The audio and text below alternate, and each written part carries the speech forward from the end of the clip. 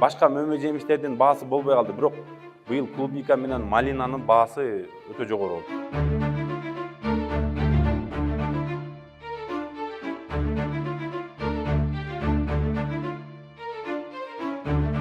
Элдер менен барып сүйлөшүп, бөлүшүп, бир сыйра кыдырып кетейин деп келдик.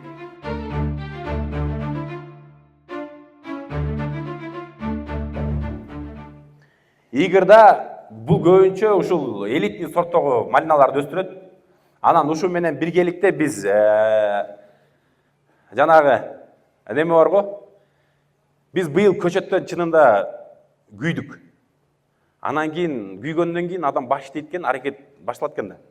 Анан бул иши Игорь менен биргеликте биз жанагындай кассетадагы көчөттөрдү чыгарайлы деп жакында февраль айында Кудай буйруса Игорь келет, Россия Бишкекте чоң форум өткөрөбүз ягода боюнча. Бул Игорь дагы келип Кыргызстанда ушул көчөттөрдү моундай горошокто чыгарайлы деп пландап атабыз. Бул жерде Россиядан чыгарып алып келели десек, проблемасы көп экен. Анын транспортировкасы бар экен, дагы границалар курап калышы мүмкүн экен, убактысы боюнча туура келбей калат экен. Анан ошонун баарысын Кыргызстанда кылайлы деп пландап атабыз. Кудай буйруса мондай көчөттөрдү чыгарабыз.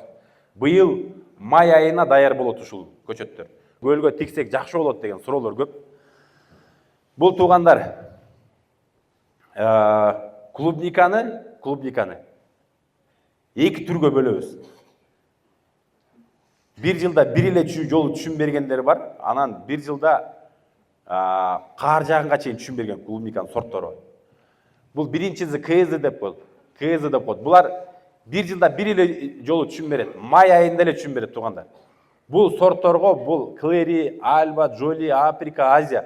Ушу эми КЗ дегенде эле силер ойлогула бир айда бир эле жолу түшүм берет экен депчи. Бир жылда бир эле жолу түшүм берет экен деп ойлогула. НСД дегени бул майда да түшүм берет, анан кар жаагыча түшүм берет. Ошону эч адаштырбагыла туугандар. Көлгө КЗ сортко караганда НСД сорт тиккен прибыльный, выгодно да. Ушуну тиккенге аракет кылгыла. Биз Италияда, Турцияда мен быйылкы жылдан эле 2 жолу барып келдим. Февральда бир барып келгем, питомниктерди кыдырып. Кече жакында дагы бир барып келдик. Ушул 4 компанияга жолуктук. Бул Geoplant, Salvi, Mazzoni, анан бул Zanzi деген. 4 компанияга жолугуп, ушулар менен договор түзүп келдик. Анан туугандар, жакшылап билип алгыла. Могу Mazzoni менен Salvi деген компания экөө ушул сорттогу клубникаларды өндүрөт Италияда. Мына КЗ дегени бир жылда бир түшүм бергени, бир эле жолу түшүм бергендер КЗ сорттордон ушуларды өндүрөт, НСДдан буларды өндүрөт. Бул күзгө чейин түшүм бергендерден бул Mazzoni менен Salvi компаниясы Murana, Vivara, Anya, Cantus, анан Edvina деген сортторду гана өндүрөт. Булардын сортторунун ичинен көлгө НСД сортторунан көлгө сунуштай турганым мен Murana менен Vivara экөө эле. Ушул экөө гана өзүн жакшы көрсөтөт. Бул Mazzoni, Salvi компаниясы өздөрү дагы айтышты, бизде бул текшерүүдөн өткөн ишеничтүү сорттор бул Murana менен Vivara. Бул ремонтанттын сорттордон, күзгө чейин түшүм берген сортттордон ушул экөө. Анан кийин Италия туугандар. Ушул КЗ сорттогу КЗ жанагы бир жылда бир эле жолу түшүм берген клубникалардын өндүрүү боюнча, ошолордун көчөтүн өндүрүү боюнча Италия күчтүү экен. Мына могу Quaky, Clary, Jolie ушул сорттогу клубникалар, булар силер августта тигишиңер керек болот да, августтун башында тигишиңер керек болот. Кийинки жылы май айында түшүм алып каласыңар ушул сортторду тиксеңер. Буларды жазында тигиштин кажети жок. Буну күзүндө тигишиңер керек. Биз булардын сортунан Clary'ни тандадык, Jolie'ни тандадык. Анан Claudia, Afrika сортторун тандадык. Ушул сорттогу клубникаларын биз отуруп алып, муну обсуждать эттик. Бизге кайсы сорттогу клубникаларды тигиш керек дегенде. Биз ушуларды тандадык. Clary, Jolie, Claudia, Afrika сортторун. Биз силердин колуңарда дагы бар туугандар, жанагы кагаздарды алдыңарбы? сорттор боюнча. Ошол жерде дагы ошол сорттор бар. Ошолор боюнча интернеттен да карасаңар болот, ошол жерде да көрсөтүп турат. Характеристикалары, булардын түшүмдүүлүгү, даамы, транспортировкага жакшылыгы, ошолор боюнча биз тандап алдык. Көбүнчө туугандар биз даамына басым жасап атабыз.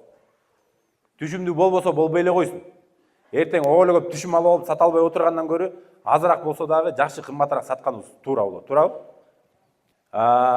Бир окуяны айтып берип коеюн. Быйыл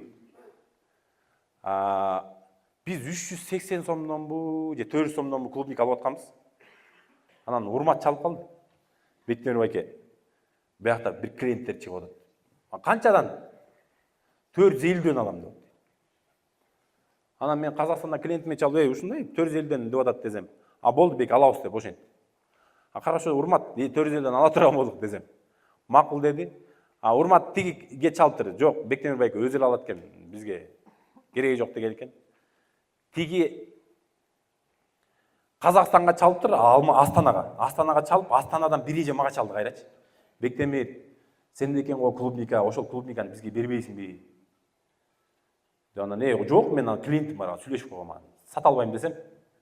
Хорошо деп телефонду коюп туруп, кайра Урматка чалыптыр. Урматка чалып 500 сом дептир. Урмат кайра мага чалды. Бектемир байке, моларма, мен жинди кылып атам. 500 сомдон алабыз деп.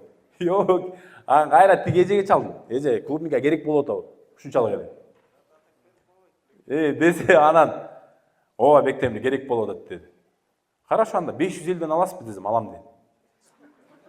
Урматтан 500дөн алып туруп, тиги эжеге 550дөн сатып салдым. Бирок кийин кайра кайрылбады, байкуш банкрот болуп калды. Ошондой, муну эмнеге айтып атам? Бул аргумент. Ошондой учур болду. Мына Урмат, Адилет байке, тилектер могу жерде отурат. Бул факт. Чыңгыз абам келдиби? Чоң Өрктүдө. Чыңгыз абам да отуруптур бул жерде. Ушулар дагы Чоң Өрктүдөн бизге клубника жүктөп атты. Мен туугандар ачык айтып коеюн. Чыңгыз абам Италияныкын алган. Булар Турцияныкын алган. Айырмасы Чыңгыздыкы действительно чоң болот. Булардыкы деле жакшы. Бирок Чыңгыздыкына бир оору түштү, жылтырабай койду да клубникачы. Жылтыраган вид болот клубникадачы.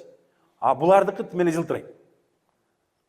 Жылтыраган клубника по-любому талаш болот экен. Мен Урматка да айтып аттым, Урмат, Чыңгыз абаңа айтчы, бир нерсе кылып оңозун тигиндей. Көрсө ал жанагындай неме болот экен да? Трипс. Бир жеп коет экен ошончу. Чөптүн арасында болот экен ал, ошол клубника бат эле. Сыртын жеп коет экен да, вид жок болуп калат экен да. Ошон үчүн көп нюанстары бар. Сөзсүз түрдө окушуңар керек. Аны алдын ала дарылаш керек экен. Эгер ошону постоянно дарылай турган болсоңор, товарный вид мощный болот. Ошол учурда Чоң Өрктүнүн клубникасы 400 сом тегереги болуп аткан. Могу жакта 500 сомго чыгып кетти. Эмне себептен? Себеби дегенде булардыкында вид мощный болуп атты да. Анан кийин бул Урмат, Адилет байкелерге айтам мен, мисалы. Туугандар, майдасын салбагыла дейм, салбайт. Бизде билесиңер туугандар, кыргыздар астына урабыз. Тура да? Картошканы монда воронка кылып туруп, ошонун ичине майдасын салып туруп, мөшөк тартабыз.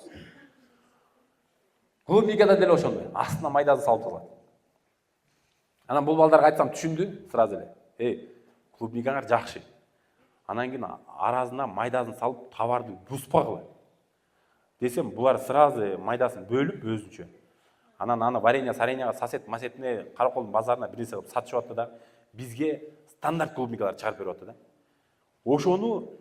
Ошол товар Астанада жаман бум болуп, ажиотаж болуп, менин конкуренттерим айланайын, ушака чейин келип, Урматты бүт бары таап алып берет. Ошондой ажиотаж болду. Эми Кудай буйруса, анчалык деңгээлде баасы болбосо дагы жакшы баада сатсаңар болот клубника. Анан кийин бизде именно көчөттөр боюнча, экспорт боюнча деп жаңы группа ачтык көлдүктөр үчүн. Только көлдүктөр үчүн. Аз бизде эки чоң группа бар, экөөнүндө тең 1000 адам. Азыр көлдүктөрдү өзүнчө бир группа ачайын деп могу биринчи Бектурсунга жазасыңар. Ушу Бектурсундун номерине кайрылсаңар, силерди группага кошот. Сөз түрдө жазып алып, ушул Бектурсунга жазасыңар, Бектурсун силерди группага кошот. Курстар боюнча ушул Бектурсун менен Жылдыз экөөнө кайрылып жүрөсүңөр. Ушулар жазат. Көчөттөр боюнча буларга кайрыласыңар, ал көчөттөр боюнча жагы каталогдун астында да номерлер бар.